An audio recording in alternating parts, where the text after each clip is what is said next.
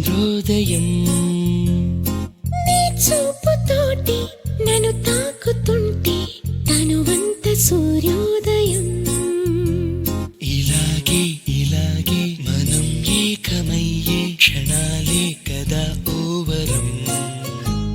అలాగే అలాగే ప్రపంచాలు పలికే కథవ్వా